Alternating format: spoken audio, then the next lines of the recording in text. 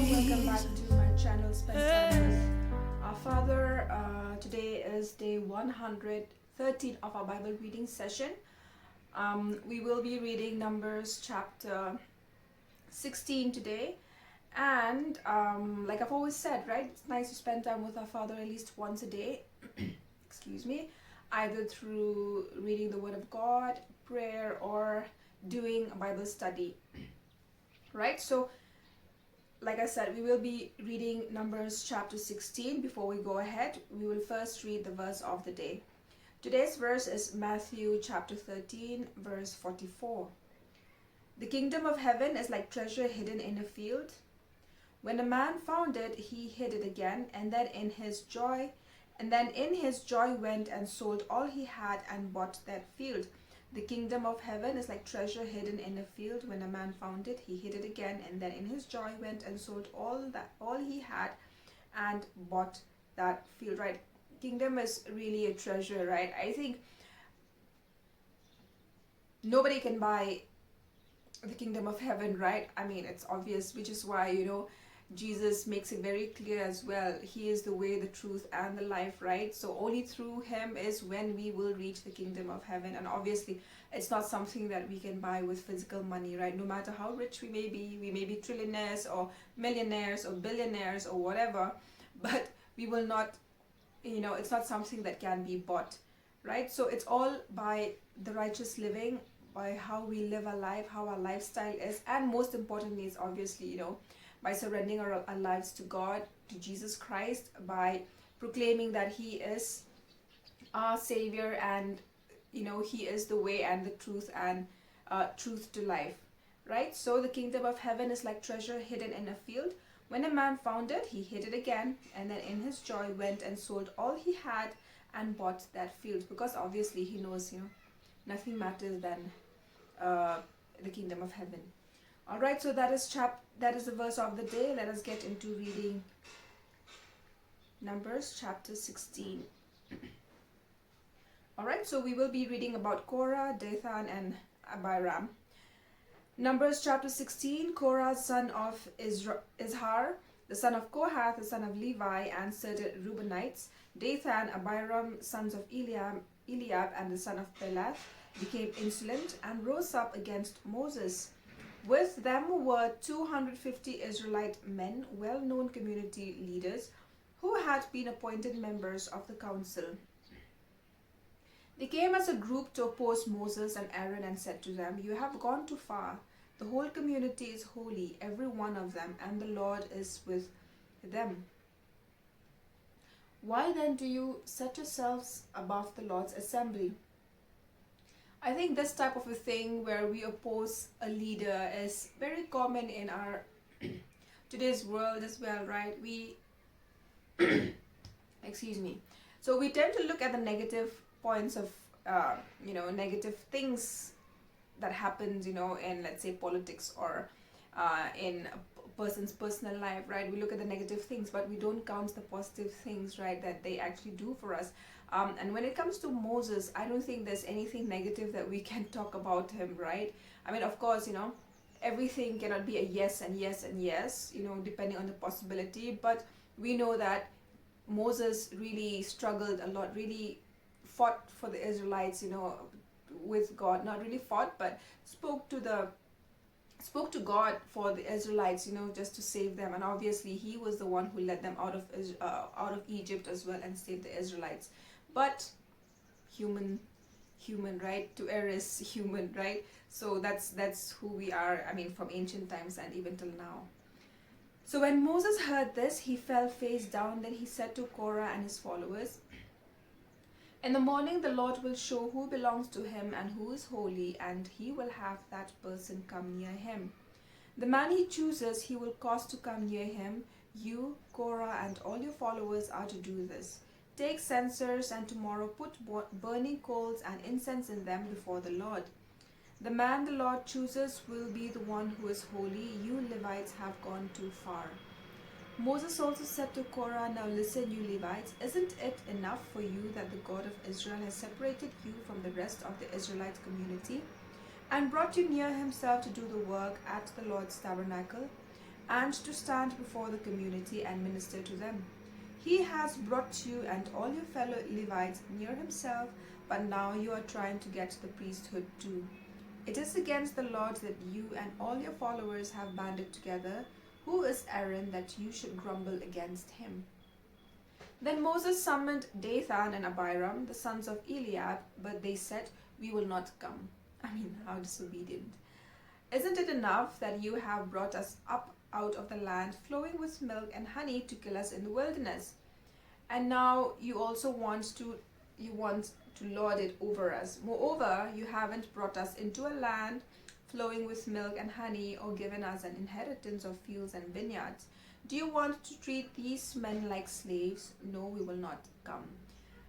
Here it just clearly shows impatience, and I am, for one, a very impatient person. I really cannot wait. I mean, of course, my patience has a limit, and it's something that I really need to work upon, and I just fear that it'll really spoil my relationships with many people because of my impatience, me being very impatient. But yeah, I think here too the people were really impatient, and instead of them reaching in 40 days, it took them 40 years to actually reach the promised land because of their obedience and their not trusting God.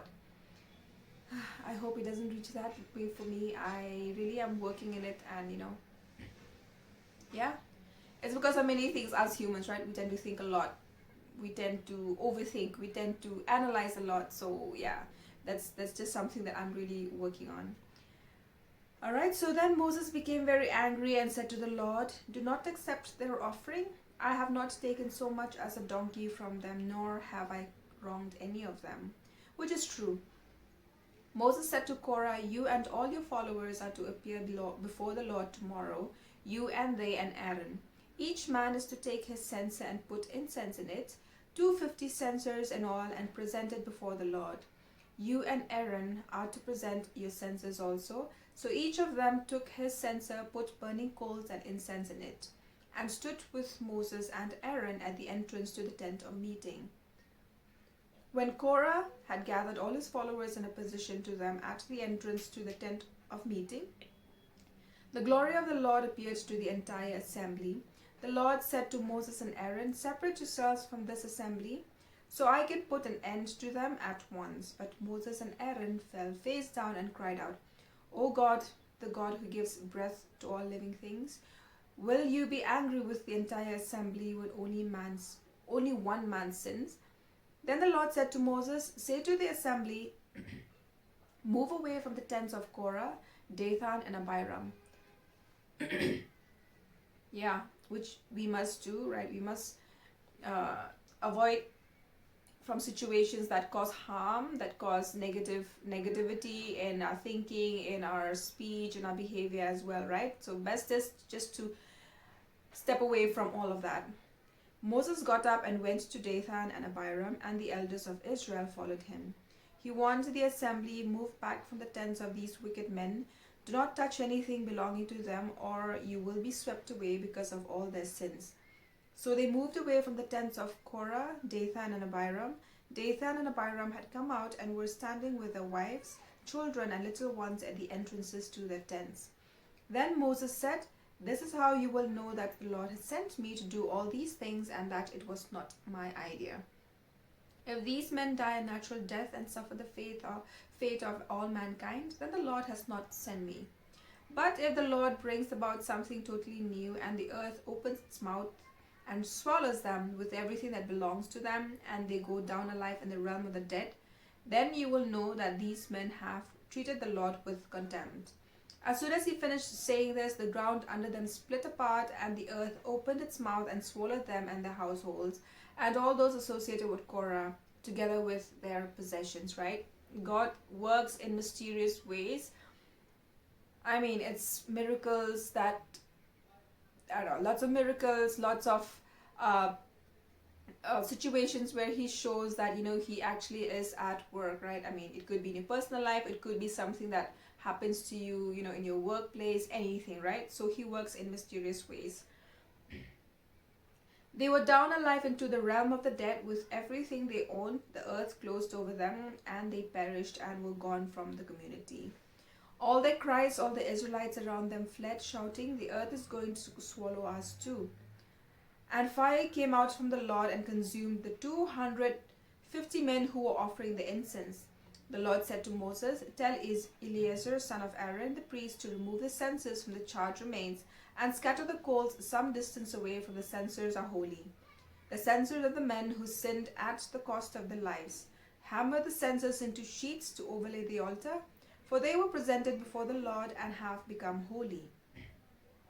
Let them be assigned to the Israelites." So Eleazar, the priest, collected the bronze censers brought by those who had been burned to death, and he had them hammered out to overlay the altar, as the Lord directed him through Moses.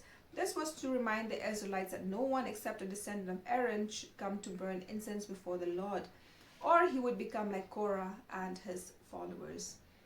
The next day, the whole Israelite community grumbled against Moses and Aaron. Here they go again, grumbling. "You have killed the Lord's people," they said. But when the assembly gathered in opposition to Moses and Aaron and turned toward the tent of meeting, suddenly the cloud covered it and the glory of the Lord appeared. I think God must have been like, "Oh man, these people will not listen, will always be blaming Moses and Aaron. So you know what, need to get down and take care of it myself." So yeah.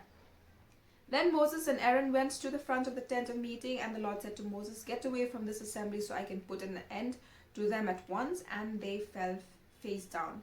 Then Moses said to Aaron, "Take your censer and put incense in it, along with burning coals from the altar, and hurry to the assembly to make atonement for them. Wrath has come out from the Lord, the plague has started." So Aaron did as Moses said and ran into the midst of the assembly. The plague had already started among the people, but Aaron offered the incense and made atonement for them. He stood between the living and the dead, and the plague stopped. But 14,700 people died from the plague, in addition to those who had died because of Korah. Then Aaron returned to Moses at the entrance to the tent of meeting, for the plague had stopped. Again, he works in mysterious ways, right?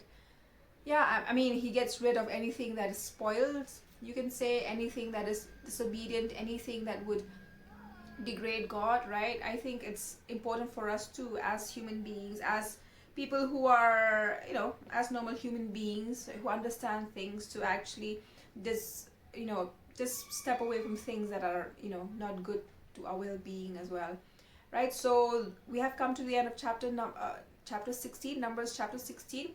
It is a very interesting topic, and yeah, tomorrow we will continue with Numbers chapter 17. And I thank you all for joining me, for even watching my channel, or the video for a few seconds, few minutes. I'm really thankful, even though my channel is really small, really small. But I know God works in mysterious ways. He will work miracles. He does wonders with each and every one of our lives. I mean, living another day is another miracle, right? So I believe he will work in his way, and everything will happen in his own timing, right? So yeah, I thank you all for being here, and also continuing with this journey with me, and also watching my content, supporting me in whatever way you can. Please like, share, subscribe, and also comment. Give me some feedback in the comment section, and maybe just have a chat as well. I do read the comments. Alright, so I hope you all have a good day. I hope you all have a good night, and you all take care. Bye bye.